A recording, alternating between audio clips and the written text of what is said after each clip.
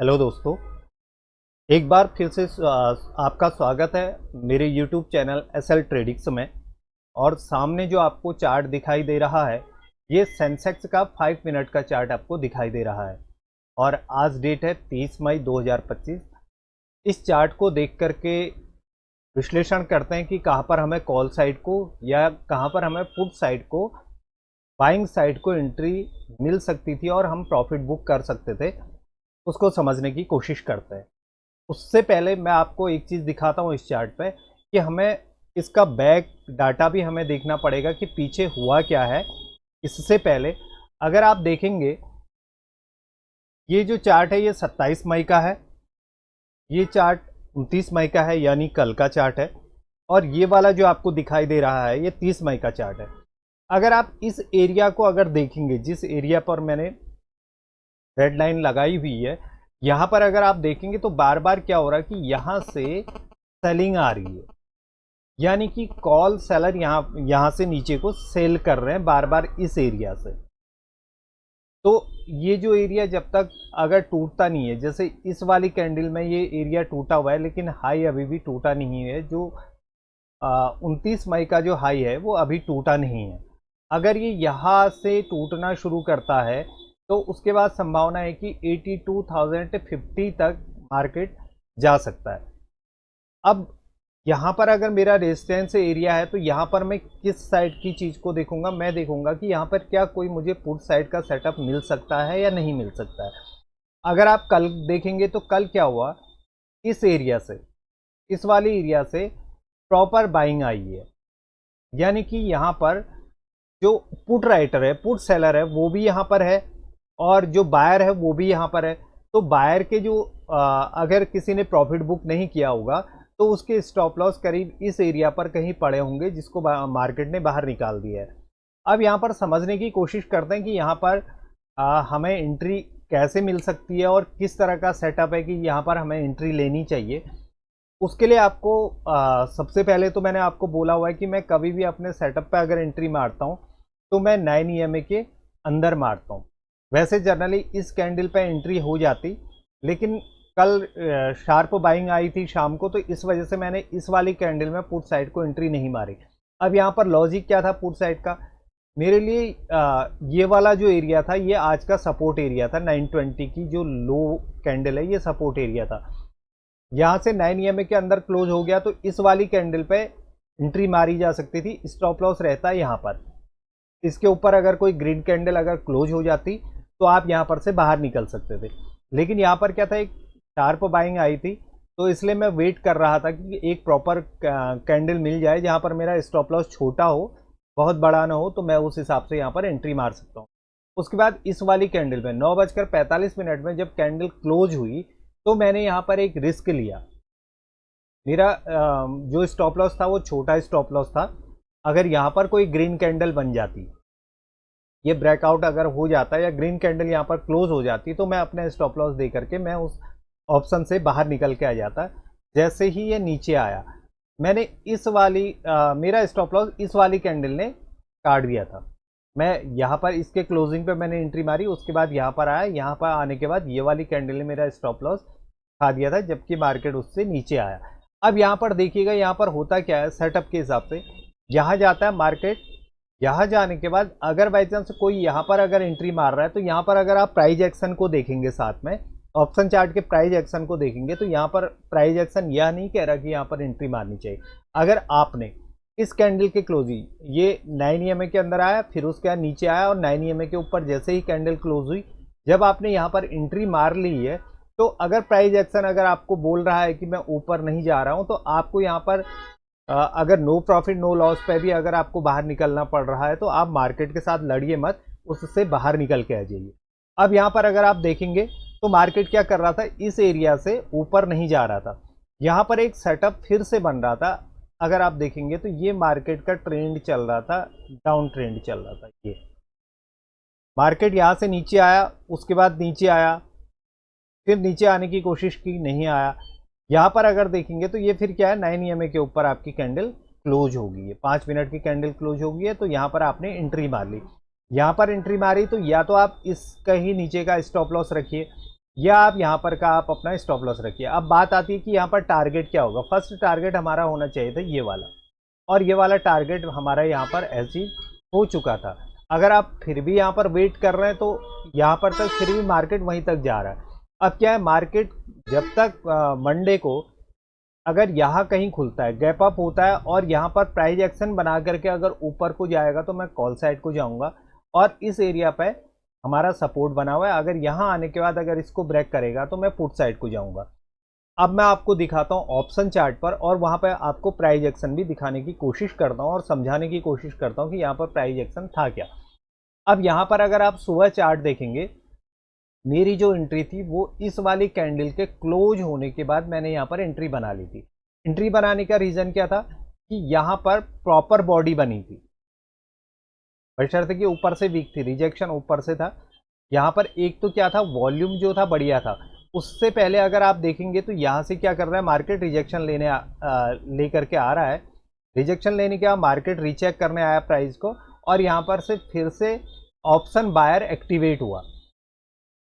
और अगर आप कॉल साइड के ऑप्शन को अगर आप देखेंगे तो कॉल साइड को क्या हो रहा है, ऑप्शन का प्राइस नीचे गिर रहा है, ये देखिए।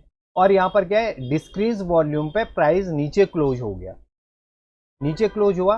तो यहाँ पर मैं एक रिस्क ले सकता था। तो मेरा इस क्लोजिंग के बाद मैंने मार्केट ऑर्डर पर 263 या 264 पे मेरा जो ऑप्शन था वो मैंने बाई कर लिया था। बाई करने के बाद अब मेरा स्टॉप लॉस पहले कहाँ था, 240 पे, यानी कि मेरा 264 पे, यानी कि 24 रुपीज़ का मेरा यहाँ पर स्टॉप लॉस बन रहा था। यहाँ पर मैंने 2 लॉट लिए हुए थे।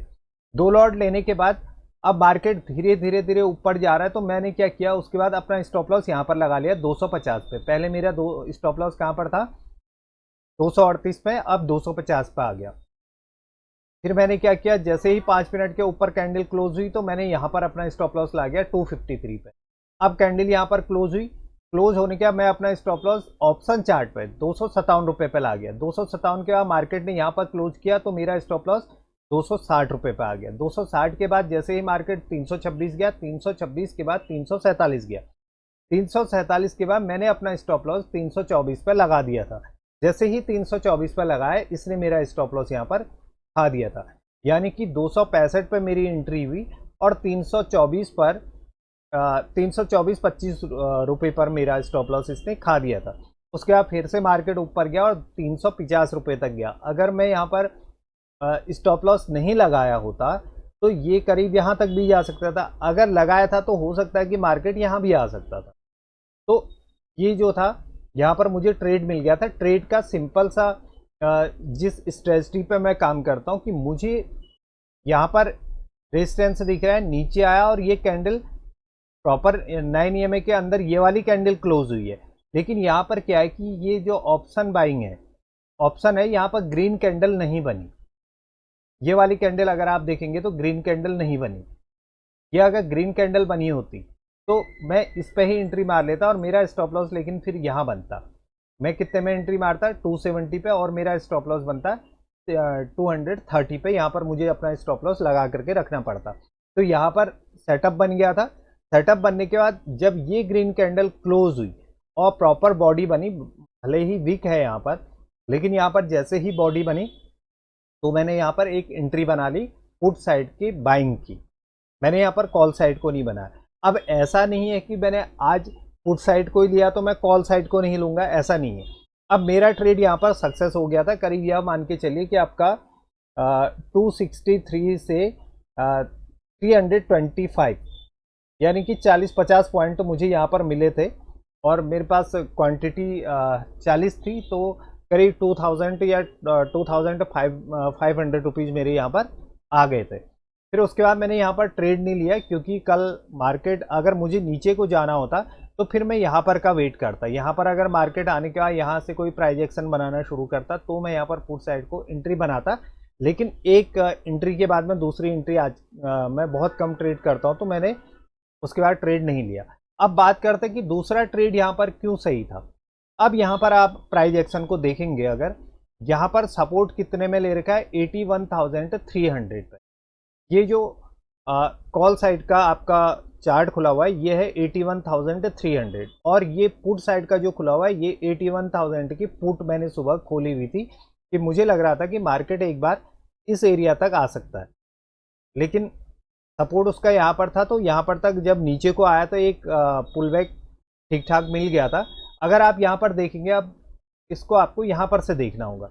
यहाँ पर से देखेंगे तो यहाँ पर मार्केट क्या करता है, सपोर्ट ले रहा है, यानी कि 10:50 की कैंडल पे मार्केट ने सपोर्ट लिया।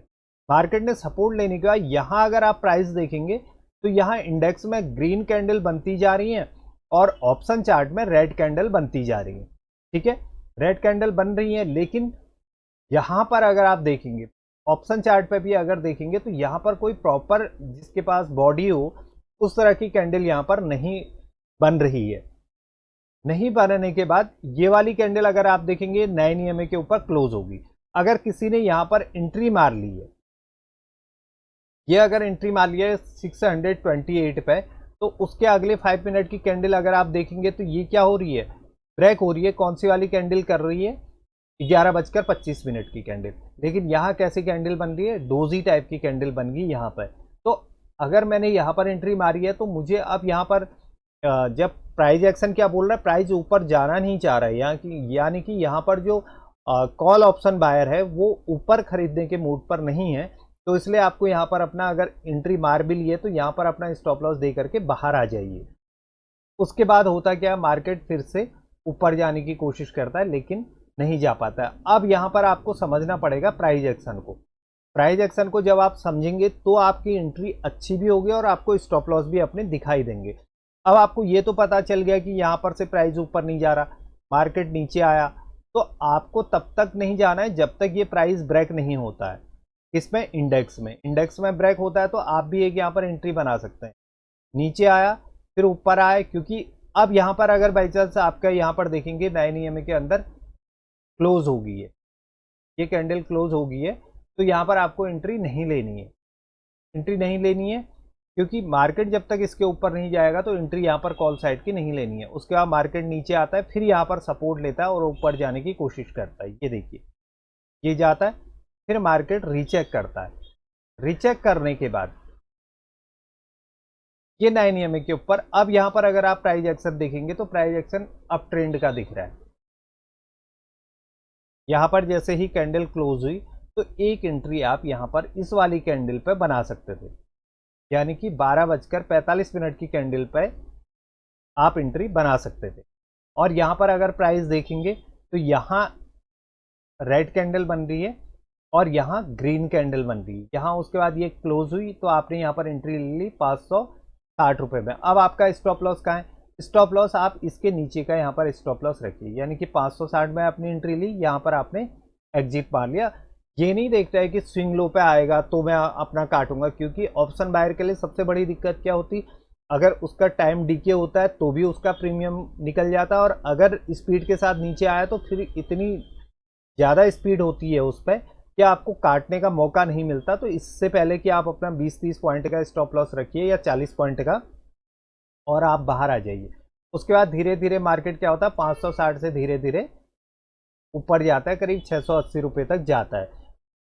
बाकी कोई यहाँ पर ऐसा सेटअप नहीं बना है कि जहाँ पर आपको लिया जाए। अब क्या करना है, यहाँ पर अगर आप देखेंगे मार्केट कहाँ से रिजेक्शन ले रहा है, यहाँ से रिजेक्शन ले रहा है, यानी कि इस एरिया से मार्केट रिजेक्शन ले रहा है। जब तक मार्केट इसके ऊपर जाना शुरू नहीं करेगा तो तब तक हमें यहाँ पर कॉल साइड को नहीं जाना है। तो यहाँ पर नहीं जाना है तो क्या मैं यहाँ पर ले सकता हूँ, जी नहीं। यहाँ पर पहले आपका सपोर्ट क्रिएट होने दीजिए। यहाँ पर सपोर्ट क्रिएट होगा तो ही आपको यहाँ पर ये सपोर्ट बन रहा है, ठीक है। अब यहाँ पर अगर आप देखेंगे तो बहुत अच्छी कैंडल क्या है, नीचे आई है ये वाली कैंडल। और पुट साइड के ऑप्शन चार्ट पर अगर देखेंगे तो ये देखिए बहुत अच्छी कैंडल ऊपर निकल रही है ना ये। तो ये प्राइस एक्शन को जब तक आप समझेंगे नहीं, प्राइस कह क्या रहा है, प्राइस कॉल साइड को जा रहा है या पुट साइड को जा रहा है, ये भी आपको ध्यान देना होगा। अगर आप ये सोचेंगे कि भाई यहाँ पर से मैं ले लेता हूँ, सपोर्ट मिल रहा है, मैं यहाँ पे ले लेता हूँ, ठीक है, आपने यहाँ पर एंट्री ले भी ली है। अगर इस कैंडल, ये वाली कैंडल की क्लोजिंग पे अगर आपने एंट्री ले ली है तो आपको क्या करना है, यहाँ पर आप अपना स्टॉप लॉस दे दो। इस वाले एरिया पे अपना स्टॉप लॉस दे दो। बाकी इंतज़ार करने की ज़रूरत नहीं है कि मार्केट जब इसके नीचे आ जाएगा तो ही मैं काटूंगा। हो सकता है कि इतनी स्पीड से आए या प्रीमियम इतनी जल्दी नीचे आ जाए कि आप उसको खरीद ही मतलब काट ही ना पाए। अब यहाँ पर प्राइस एक्शन आपको क्या दिख रहा है, यहाँ पर प्राइस एक्शन ये दिख रहा है, ये अगर ऑप्शन प्राइस देखेंगे तो नीचे है, लेकिन यहाँ पर ऑप्शन में अभी सपोर्ट भी मिल रहा है, लेकिन सपोर्ट कितने का है, 81,300 का। तो ये 81,300 की कॉल यहाँ पर दिख रही है। अब मार्केट क्या है कि मार्केट कहाँ से निकल रहा है, यहाँ से निकल रहा है, इस एरिया से, यानी कि ये